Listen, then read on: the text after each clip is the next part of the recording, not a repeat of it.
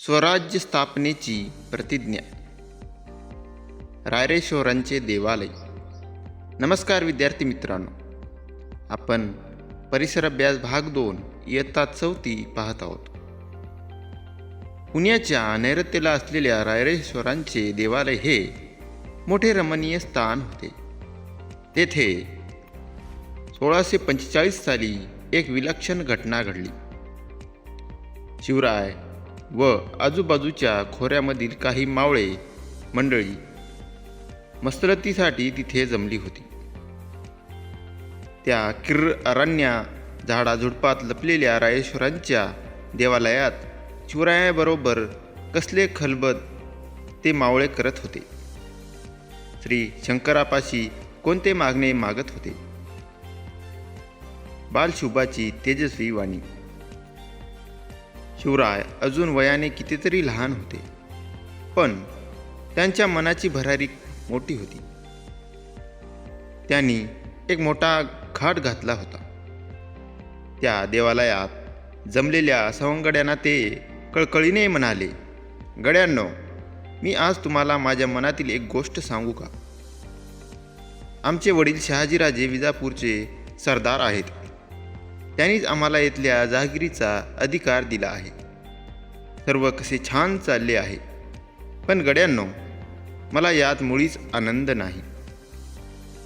सुलतानांच्या वतनदारीवर आपण संतुष्ट राहावे का?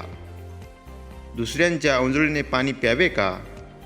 आपल्या चारी बाजूंना अनेक परकीय राजवटी आहेत.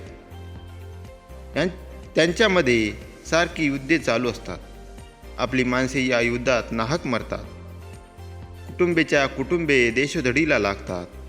आपल्या मुलाखाची धूळधाम होते आणि इतके असूनही आपल्या पदरी काय तर गुलामगिरी.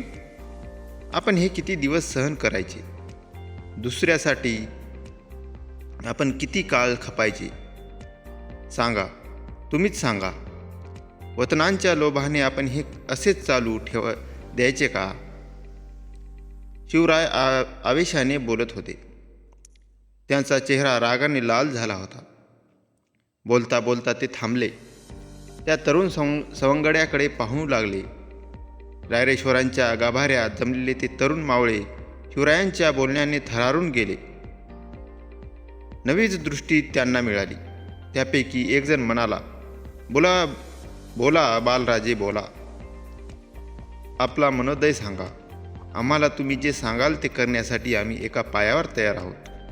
हो राजे, तुम्ही जे सांगाल ते आम्ही करू. आमचे प्राणही देऊ. ते सारे तेजस्वी तरुण वीर एका आवाजात बोलले. स्वराज्याची शपथ. मावळ्यांच्या या शब्दांनी शिवरायांना स्फुरण चढले. एकेकाकडे पाहते ते आनंदाने म्हणाले, गड्यांनो, आपल्या मार्ग ठरला. आपल्या ध्येयासाठी आपण सर्वांनी झटायचे, सर्वांनी खपायचे, सर्वांनी प्राण अर्पण करायलाही तयार व्हायचे. आपले हे ध्येय म्हणजे हिंदवी स्वराज्य. तुमचे, माझे, साऱ्यांचे स्वतंत्र राज्य स्थापन करायचे. परक्यांची गुलामी आता नको. उठा, या रायरेश्वराला साक्ष ठेवून आपण प्रतिज्ञा करू. स्वराज्य स्थापनेसाठी आता आम्ही आमचे सर्वस्व वाहणार. सारे मंदिर शिवरायांच्या शब्दांनी घुमू लागले. हिंदवी स्वराज्याच्या रूपाने हे राज्य व्हावे असे श्रींच्या मनात आहे. श्रींचे मनोरथ आपण पूर्ण करूया. शिवराय शेवटी निश्चयाने बोलले. रायरेश्वरांच्या देवालयातून सारे मावळे बाहेर पडले. ते स्वराज्याच्या आना भाका घेऊनच शिवरायांचे मन उंच वळून आले. ते पुण्यास येताच तडक लाल महालात मातोश्रीकडे गेले. घडलेले प्रसंग त्यांनी जिजाबाईंना सांगितले. त्या माऊलीला धन्य धन्य वाटले. आपण मनी जे धरले ते बालराजे पूर्ण करणार अशी अशा विश्वास त्यांना वाटू लागला.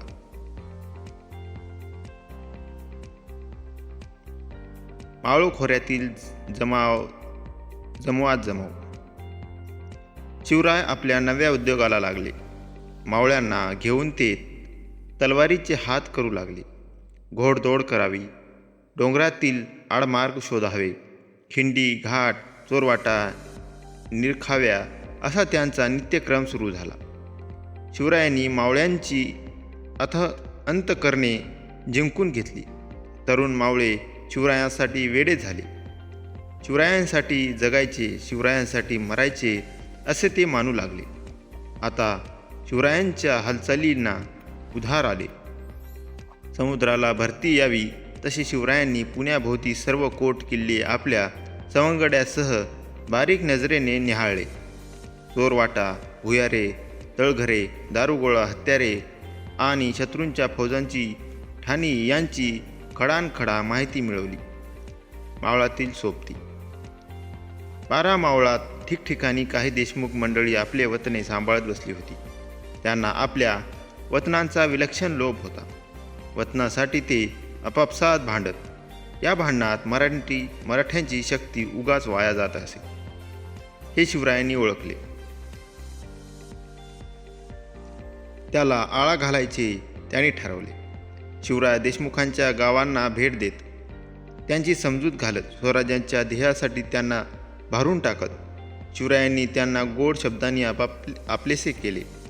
पण काहींनी दांडगाई केली. त्यांनाही शिवरायांनी वठणीवर आणले. मराठ्यांचे आपापसातील झगडे त्यांनी थांबवले. जो तो त्यांना धन्यवाद देऊ लागला.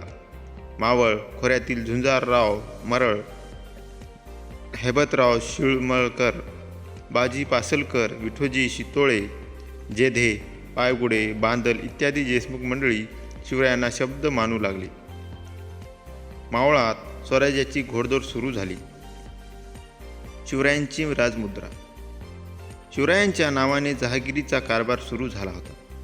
शहाजीराजांनी शिवरायांची स्वतंत्र राजमुद्रा तयार केली होती.